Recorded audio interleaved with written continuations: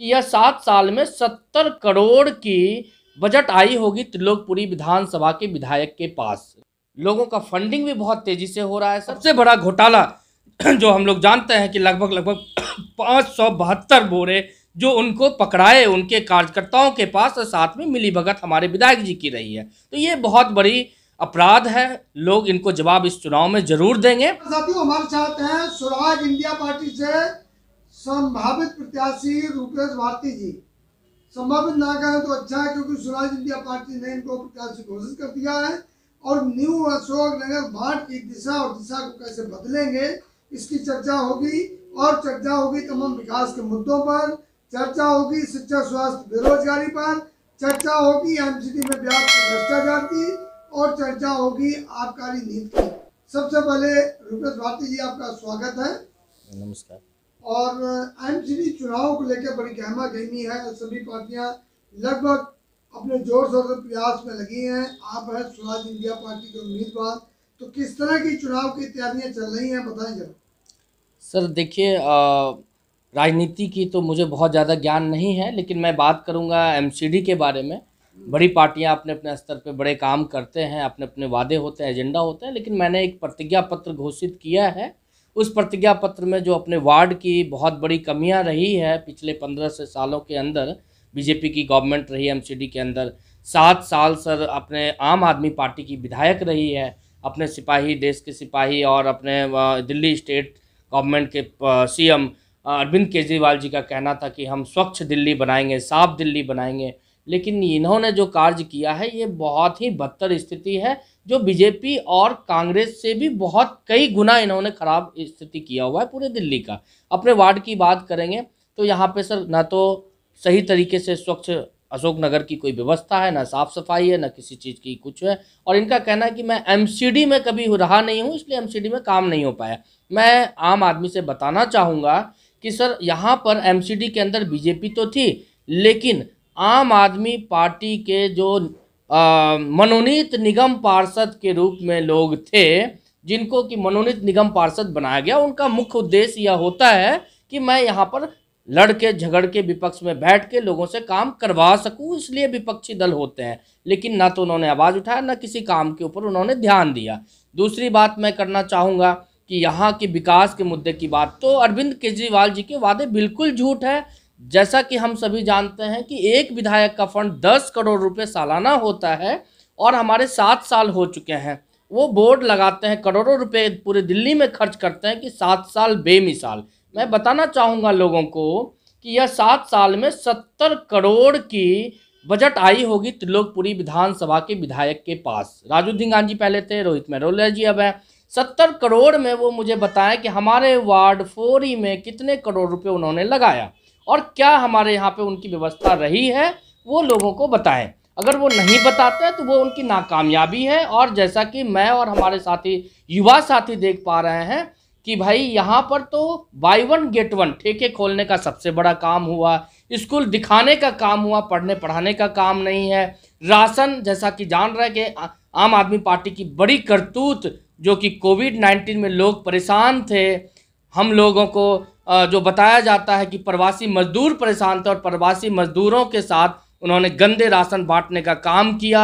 साथ में सबसे बड़ा घोटाला जो हम लोग जानते हैं कि लगभग 572 बोरे जो उनको पकड़ाए उनके कार्यकर्ताओं के पास और साथ में मिलीभगत हमारे विधायक जी की रही है। तो ये बहुत बड़ी अपराध है। लोग इनको जवाब इस चुनाव में जरूर देंगे। और मैं वादा तो नहीं करूंगा, लेकिन पब्लिक से हाथ जोड़कर प्रार्थना करूंगा इन भ्रष्ट नेताओं को, जो तीनों सरकार रही है, कांग्रेस की, आम आदमी पार्टी की और भाजपा की, इन तीनों सरकार को ना देखें, क्योंकि ये चुनाव है वार्ड की, एक प्रधान की, इसमें अपने बीच के बच्चों को देखें। रूपेश भारती जी, आप कह रहे हैं दिल्ली सरकार पर आरोप लगा रहे हैं, यही दिल्ली की जनता 70 में से 67 और 70 से 62 सीटें देती है। सर देखिए, खासियत है बिल्कुल डेफिनेटली, मैं अरविंद केजरीवाल की खासियत और पब्लिक की खासियत, तो ये दोनों के बीच एक अच्छा संबंध रहा और एक हवा होती है, एक लहर होती है, और वो उनको मिला क्योंकि लोग परेशान थे भाजपा सरकार से। कांग्रेस तो पहले ही फेल है, तो लोगों ने बड़ा उम्मीद किया कि यार, हमारे रिक्शे वाले ने उम्मीद किया कि मेरे ऊपर इन्होंने अच्छा काम करेंगे, सब्जी वालों ने किया, रेडी पटरी वालों ने विश्वास किया कि भाई फ्री बिजली मिलेंगे, फ्री राशन मिलेंगे, फ्री हमें सुविधाएं मिलेंगे, बच्चों को फ्री एजुकेशन मिलेंगे। इन्होंने फ्री के नाम पे पेट पे छुरा भोंकने का काम किया, इससे बड़ा कुछ नहीं किया। भारती जी, बिजली पानी वाईफाई के साथ एक पे एक फ्री मिल रही है।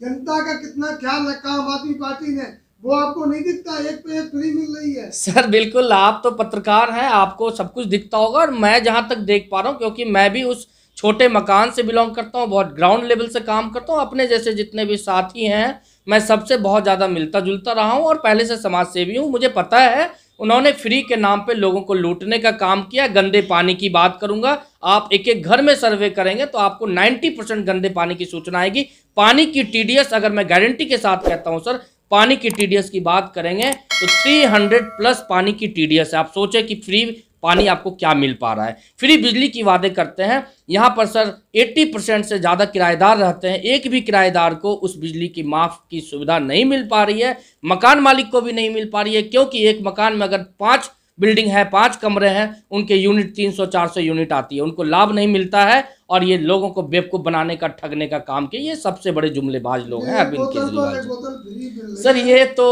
देखिए, केजरीवाल जी तो खुद नशेड़ी हैं, मुझे ऐसा प्रतीत होता है या नहीं, मैंने देखा तो नहीं है, मैं आरोप नहीं लगा रहा हूँ। लेकिन एक आईएएस ऑफिसर हैं, देश के बहुत बड़े लोग उन पर गुमान करते थे कि मैं जन लोकपाल बिल लेके आऊँगा, बहुत बड़ा काम करूँगा, बड़े बड़े वादे, बच्चों के कसम खाने को तैयार, गाड़ी बंगला कुछ नहीं लेने को तैयार थे। आज तो ऐसे हैं कि सर उनके वार्ड के काउंसलर भी पकड़े जा रहे हैं, उनके विधायक भी पकड़े जा रहे हैं, और जहाँ तक बहुत सारे मंत्री भी पकड़े जा रहे हैं फर्जी डिग्रियों के साथ। और इन्होंने जो लाया है बाय वन गेट वन शराब, मुझे लगता है कि दिल्ली में लोगों को ज़्यादा शराब पिलाएंगे, ज़्यादा शराबों की बोतल को बांटेंगे, तो हो सकता है मेरी सरकार यहाँ आए। क्योंकि शराब की लत लगाने की कोशिश कर रहे हैं, इंसान शराब पीकर भूत रहेंगे और वहाँ की जो लोग हैं वो शराब के बोतलों पे वोट हमें करेंगे और विकास के नाम पे कुछ नहीं। भी ख्याल रखा केजरीवाल जी ने, पिंक ठेके खुलवा दिए, डिस्काउंट 30%, आपको ये नहीं दिखता है? सर महिलाओं का अगर ख्याल इन्होंने रखा है तो इनको तो सबसे बड़ा ख्याल ये रखना चाहिए कि महिलाओं को वो डिप्टी सीएम बना दें, क्योंकि वो सीएम है। डिप्टी सीएम अगर एक महिला को बना के रखें तो मुझे लगता है कि ये पूरे दिल्ली के अंदर सबसे पहला काम होगा ठेका बंद कराने का। और महिलाओं से पूछिए, उनकी दिल की हाल पूछिए कि उनकी क्या स्थिति होती है। बड़ा ट्रेंड चल रहा है एमसीडी में, केजरीवाल क्या कहेंगे?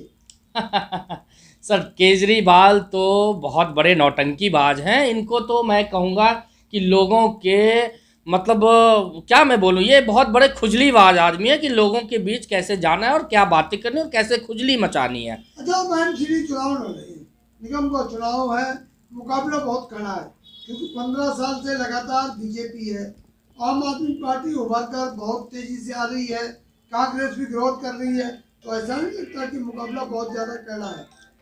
देखिए सर, मुकाबला तो बहुत कड़ा है बिल्कुल, क्योंकि जनता जनार्दन है और जनता जो चाहेगी वही होगा। लेकिन मैं जानता हूँ कि सर हमारे बीच जो टक्कर है वो हमारे कार्य को लेकर है, हमारे जो मैंने पत्र लोगों के बीच बांटा है उसको लेकर के है। और उस चीज़ में देखा जाए तो मैं जनता के बीच आगे जा रहा हूँ, मैं बहुत बड़ा रनर हूँ और बहुत जल्द जनता वो साइलेंट वोट मुझे लाएगी। और ये जो सिटी चुनाव चुना, ये सारे लोगों पे बहुत भारी पड़ने वाली है। रुपेश जी, हर बार जनता जब चुनाव आता है कुछ नया आता है, कोई नई पार्टी आती है, नए वादे आते हैं, लेकिन जनता ठगी की ठगी रह जाती है। बहुत अच्छा प्रश्न है सर आपका। जनता को ठगने का काम इन नेताओं ने किया है। बहुत जो राजनीति है इसको लोग गंदा मानते हैं, लेकिन मैं सर दिखाना चाहता हूँ लोगों को, मेरी उम्र 30 साल की है, मैं चाहता हूँ सर कि अगर एक बार मुझे लोगों ने विश्वास किया और मुझे वार्ड में लाने का काम किया, तो मेरा मानना है सर कि 30 साल की उम्र में अगर मैं अच्छा करके लोगों को दिखाता हूँ तो अगले 5 साल बाद 35 की उम्र मेरी होगी और लोग मुझे बहुत बड़े पद पे लोग बैठाएंगे, क्योंकि मैं करूँगा। मुझे आगे बढ़ने की बहुत बड़ा क्षमता है। जिनकी उम्र ही ज़्यादा हो चुका है वो तो लूटने का ही काम करेंगे और कुछ नहीं। प्लांट होगा हमारे नगर निगम की जो प्लॉट्स हैं उसके अंदर एक टंकी बनेगी, प्लांट लगेगा और आरओ का वाटर हर घर में देने का मेरा पक्का वादा है मेरा। ये मैं करके दिखाऊंगा, जिसकी लागत मात्र सर 45 लाख रुपीज़ है। ये 2 करोड़ का फंड होता है एक एमसीडी के अंदर, 1 साल में, 5 साल में 10 करोड़ सर। अगर मैं उसमें 45 लाख रुपए का पानी नहीं दे पाया तो मेरी तो लानत है सर। ये मैं सबसे पहला काम। लेकिन मैं ये देख रहा हूँ सर कि जिस एक नए युवक को, सबसे पहला तो युवा का साथ है सर, युवा बहुत लोग हमारे साथ हैं और मैं एक बीटेक इंजीनियर हूँ। तो लोगों का कहना है कि जितने भी कैंडिडेट फील्ड में हैं वो आपके जैसे एजुकेटेड नहीं है, युवा नहीं है, जोश जुनून जज्बा नहीं है कि या किसी काम को लड़के झगड़ के करवा सके, तो आपके अंदर वो हिम्मत है। इसलिए लोगों का फंडिंग भी बहुत तेज़ी से हो रहा है सर। 3.5 लाख अराउंड, मैं नहीं बता पाऊंगा, हमारे कैसे नहीं वो बताएंगे। वो एक समर्थन के रूप में मुझे मिला है सर, जो बहुत बड़ा मुझे सुकून है दिल से कि लोगों ने तन मन धन के साथ समर्थन दिया है और प्यार मान इज्जत सम्मान मिल रहा है। और लोग कह रहे हैं कि इस बार सिटी आपकी बजेगी, आप ऐसा सिटी बजाएंगे कि यहाँ के लोगों के ऊपर सिटी बज जाएगी और यहाँ के जो लोग हैं बीजेपी और आम आदमी पार्टी के, उन पे ये सिटी भारी पड़ने जा रही है। तो साथियों देखा, ये हैं रुपेश भारती जो कि अब स्वराज इंडिया पार्टी की सिटी बजाने जा रहे हैं न्यू अशोक नगर वार्ड में। और बड़ा जैसा कि इनका जनता इनको लाइक कर रही है, पसंद कर रही है, तो मेरा भी ऐसा मानना है कि अगर इनकी मेहनत को देखते हुए जनता ने लाइक किया तो निश्चित रूप से निगम पार्षद के रूप में हमारे बीच में आकर और जनता का भलाई